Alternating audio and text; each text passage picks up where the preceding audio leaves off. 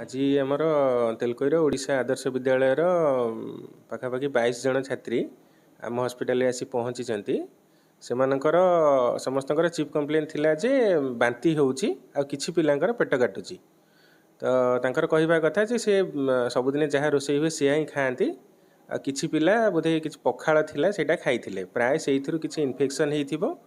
जहाँफल कि से ये लक्षण सब देखाई